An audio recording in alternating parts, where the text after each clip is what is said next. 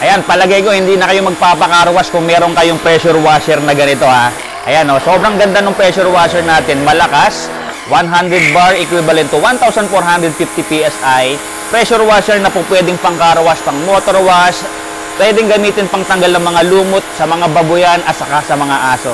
At syempre kung may pressure washer kayo na ganito, dapat meron din kayong vacuum cleaner. Ito mga kaibigan, sobrang lakas din ito. Ayan o.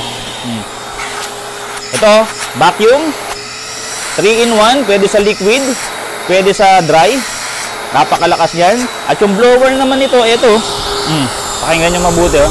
Ito yung blower. So, pwede siyang i-convert.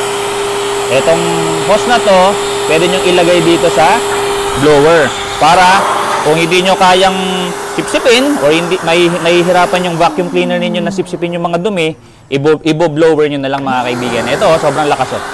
Tignan nyo sa halaman, sa taas. Hanggang dun, naaabot yung hangin. Oh.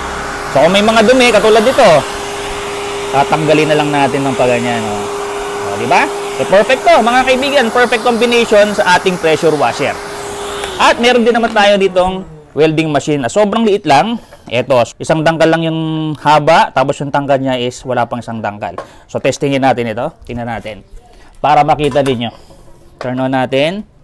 Okay. Turn on natin. Ang maganda rito, 30 hanggang 300 amperes yan. Okay, sobrang liit lang yan. Tapos yung kanyang connection, mga kaibigan, sobrang ganda din dahil di-roscast to.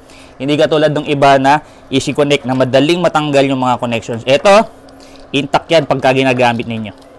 So, testingin natin mga kaibigan ha. Ito yung welding machine natin na 300 amperes. Unang dampe, talagang mag-i-spark na kagad. Sobrang ganda niyan, madali lang gamitin mga kaibigan. Sige.